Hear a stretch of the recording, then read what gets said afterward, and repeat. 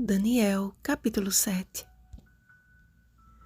Mas os santos do Altíssimo receberão o reino e o possuirão para todo o sempre, de eternidade em eternidade. Versículo 18. Mediante uma leitura repleta de símbolos, o verso acima apresenta o objetivo final de toda a exposição profética. Os salvos reinarão com Cristo para sempre. A certeza de tamanha promessa, portanto, deve despertar nossos sentidos a examinar com cuidado as profecias envolvidas aqui, já que elas apontam para um final que definirá o meu e o seu destino eterno. Daniel não mais estava diante da incumbência de revelar o sonho de alguém, mas ele mesmo foi contemplado com um sonho e visões que já revelavam a sua devida interpretação. Os metais da estátua do sonho de Nabucodonosor tomaram forma de 4 animais surreais. Seguindo a mesma sequência de reinos, podemos visualizar na história o cumprimento dessas profecias. Acompanhem comigo os seguintes comentários do pastor Henry Fairbairn.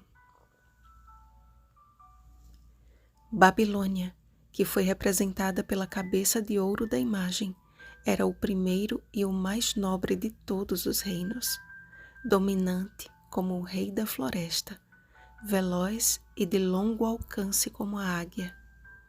O Império Medo-Persa é representado por um urso, menos nobre do que o leão. O urso ilustra a deterioração progressiva, que é uma das características da estátua de Daniel 2. As 3 costelas na boca dão margem a 2 linhas de interpretação. Ciro acabara de absorver os 3 impérios, o da Babilônia, dos Medos e dos Persas. Pode ser também uma referência à Babilônia, Lídia e Egito, que foram castigados e oprimidos pelos persas. Por que a Grécia foi comparada a um leopardo? Nada na história do mundo pode ser comparado à velocidade com que Alexandre o Grande vencia as nações. Com apenas 30.000 homens, Alexandre atacou Dario com 600.000. Como um leopardo ataca um leão ou urso, a Grécia conquistou a Pérsia. Esse leopardo tinha 4 cabeças. O império de Alexandre foi dividido entre seus 4 generais: Cassandro, que dominou a Macedônia e a Grécia; Lisímaco, que dominou a Trácia e a Bitínia; Ptolomeu, o Egito; e Seleuco, a Síria. O 4º animal era tão diferente dos demais que o profeta não pôde encontrar nada na natureza real para descrevê-lo. Sua descrição, terrível, espantosa, muito forte e que fazia em pedaços outras nações, pisando-as aos pés, é uma descrição realista de Roma. Nenhuma outra nação poderia se encaixar nessa forma profética. Somos informados de que Roma seria dividida em 10 reinos, os quais são simbolizados por 10 chifres.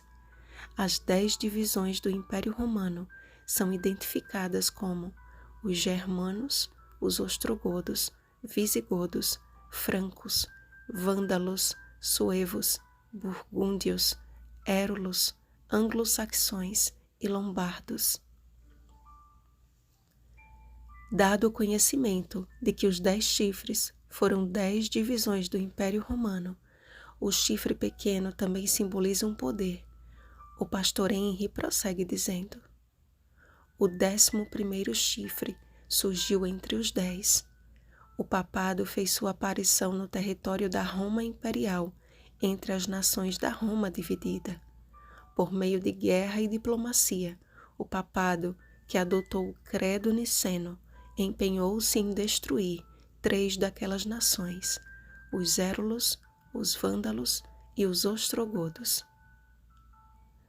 Daniel, verso por verso, da CPB, páginas 117 a 123.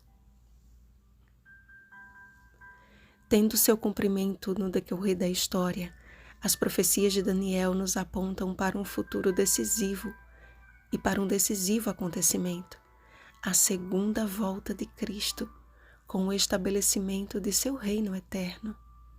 A descrição dada pelo profeta sobre o ancião de dias revela a autoridade e a majestade supremas e eternas de Deus ao sentar-se como juiz de toda a terra e dar início a uma fase do julgamento que findará pouco antes do retorno de Jesus a esta terra, o juízo investigativo. Quando Jesus entrou no lugar santíssimo do santuário celestial a fim de purificá-lo dos registros de pecados ali contidos. Contudo, apesar de tão grande esperança, o pequeno e insolente chifre ainda traria muito sofrimento aos santos do Altíssimo, que lhes seriam entregues nas mãos por um tempo, 2 tempos e metade de um tempo.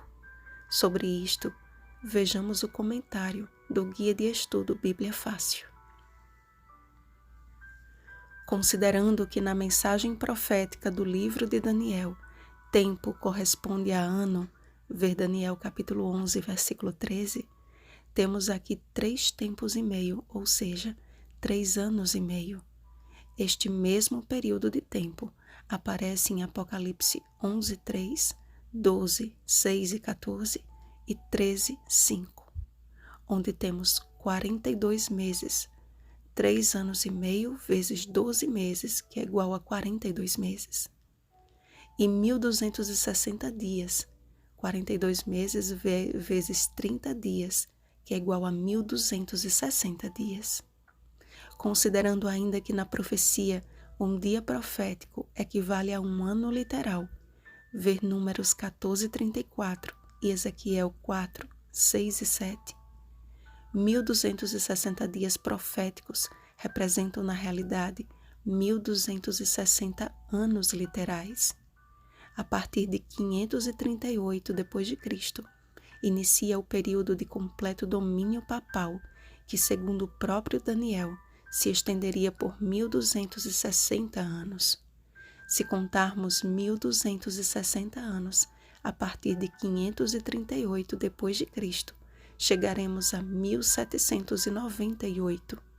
O Papa Pio VI foi preso em fevereiro daquele ano e levado a Florença.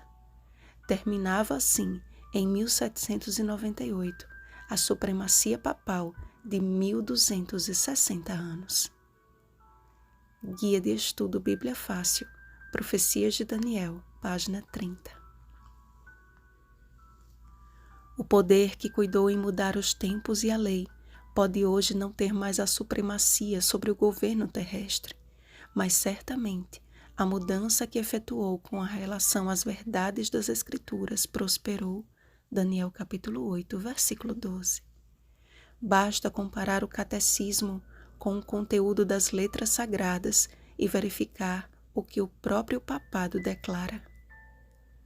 O Papa pode modificar a lei divina, uma vez que o seu poder não é o de homem, mas de Deus, e ele age em lugar de Deus sobre a terra, com total poder de unir e de afastar seu rebanho. Lúcius Ferrari, Pronta Biblioteca, Papa, artigo 2º. Sei que se trata de uma mensagem muito forte e que talvez envolva tudo o que você até hoje acreditava e seguia com sinceridade. Ou quem sabe você até já ouviu falar disso tudo, mas nunca havia dado a devida atenção. Se o seu coração ficou perplexo, não se preocupe, pois até o próprio Daniel ficou perturbado com tantas informações. O convite do Senhor a você e a mim hoje é que permitamos que o Espírito Santo continue nos dirigindo neste estudo e que o nosso coração esteja aberto às suas preciosas verdades. Não esqueça de que o próprio Jesus afirmou que o Espírito seria enviado para nos guiar a toda a verdade. João capítulo 16, versículo 13. Deus é amor. 1 João capítulo 4, versículo 8. Mas ele também é um juiz justo, que muito em breve virá para destruir e consumir até ao fim o mentiroso e todo aquele que por ele se deixou ser enganado. Eis em suas mãos as verdades absolutas do Senhor. A escolha de segui-las ou não é toda sua. Vigiemos e oremos. Bom dia, santos do Altíssimo. Rosana Garcia Barros.